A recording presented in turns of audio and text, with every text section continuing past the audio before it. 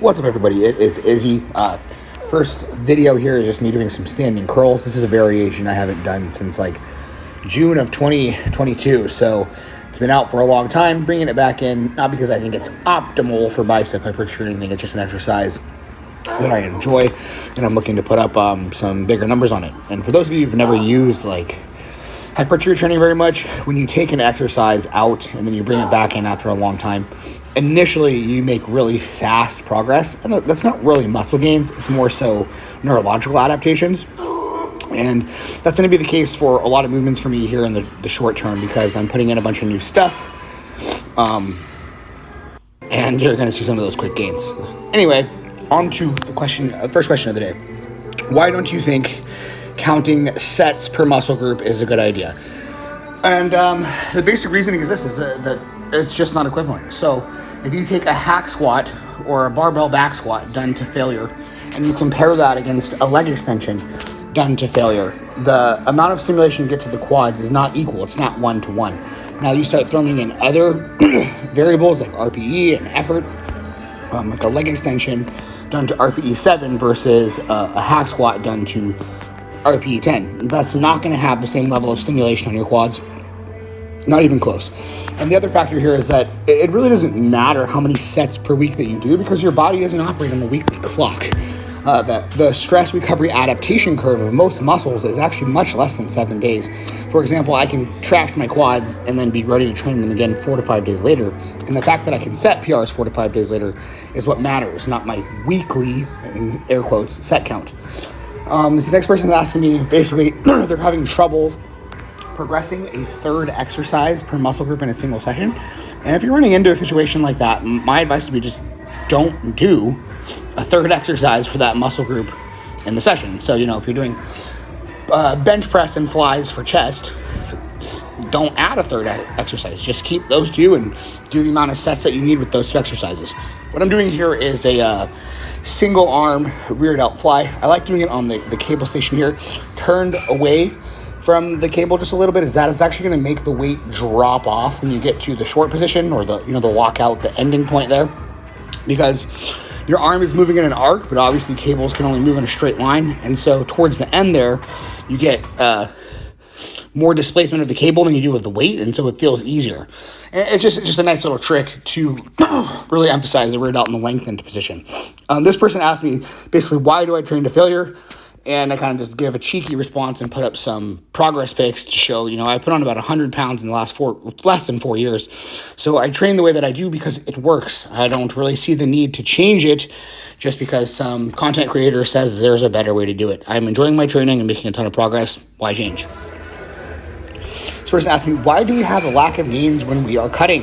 Is it just because of fatigue or something physiological? It's because you're not building muscle.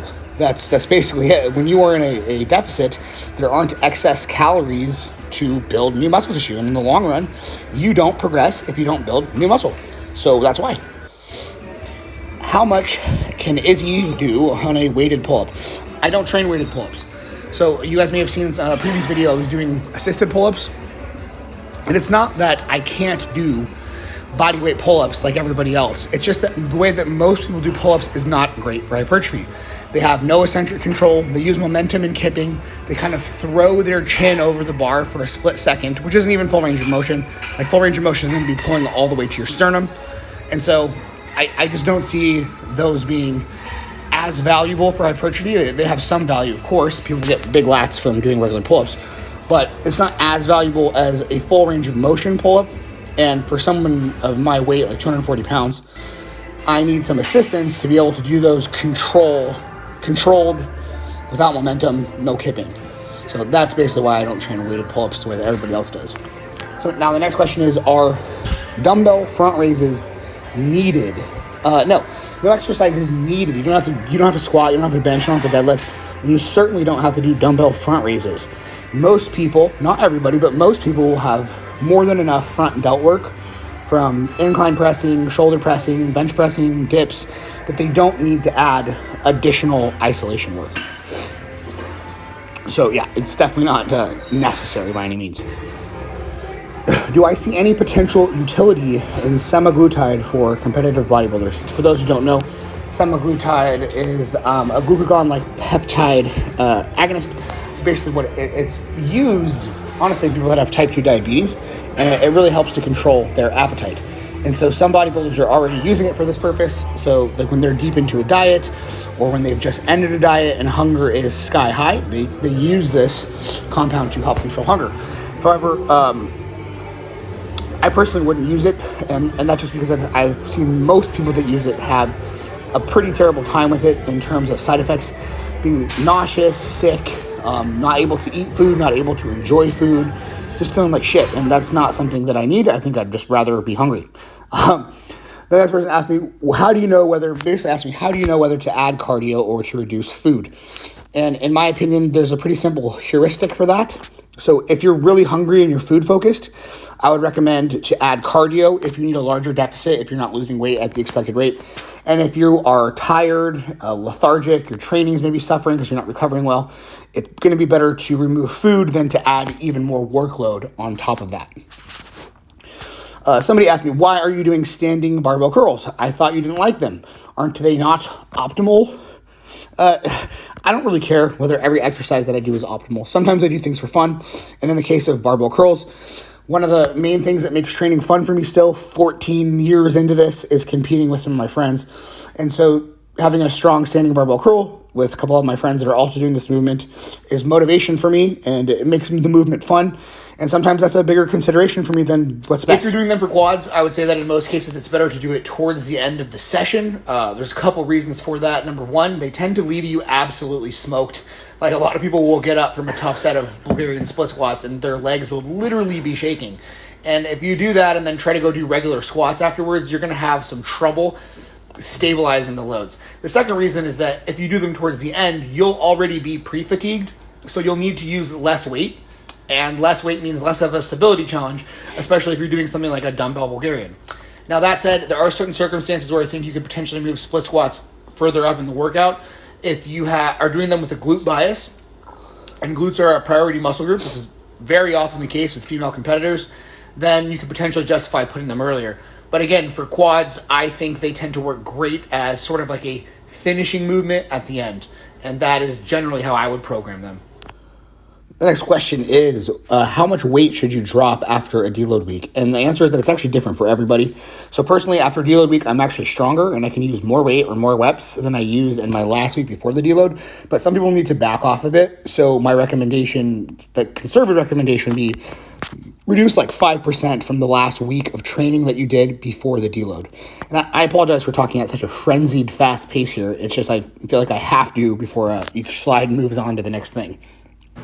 Well, would you rather die of kidney failure or have a sick bicep pump, bro?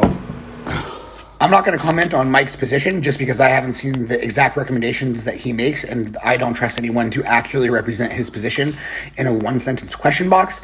That said, the reason why people suggest to begin with orals is because you can run 3 to 4 week oral cycles because of how short the half-life of orals are, and get out of that without much suppression of your own natural hormones. The problem then becomes, though, that in the literature, it takes an average of 7 cycles before someone ends up needing TRT for life. So orals can serve a decent function for you to kind of get your feet wet and test if this is something that you want to do for life. But as soon as you've determined that you're willing to commit to this and you're going to push to the extremes, this is a lifelong commitment. You are going to end up on TRT. You are, what's the point of you doing 7 cycles across 3 years and then losing all of it after about a year and going back to your natural limit? So you're going to need to be on injectables eventually. Once you're sure, just get on the injectables. Simple.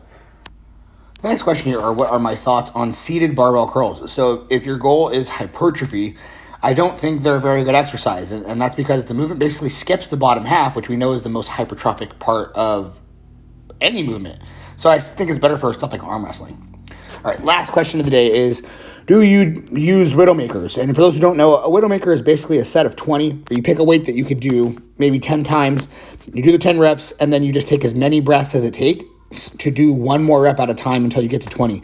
Widowmakers are a legit intensity technique, but they are extremely exhausting, and I currently don't have any in my program because I don't need that level of intensity to progress on anything right now. Last, I want to address the slide here that's being shown. So somebody on a YouTube comment recently said, Mike Israel says your style of training is dumb. What do you think about that? They're basically talking about failure training, right? And this is sort of how the internet works. It's kind of a funny place. People will generalize the point that somebody's making and strip all the nuance. So Mike obviously doesn't agree with failure training, doesn't think that it's optimal, but he admits that there could potentially be something to it. We need more research on the subject to see if advanced lifters benefit from training closer to failure than beginners and intermediates. Because we know from the literature, it's pretty well decided that beginners and intermediates are going to benefit more from like 2 RIR on average. So anyway, what I want to point out here is that at the end of the day, personally, I don't care about everything being perfectly optimal. I'm making a ton of progress. I have a ton of fun with my training, and you really can't deny the progress that I made. It's right there in front of your face. And sometimes that's good enough, and it is for me on this one.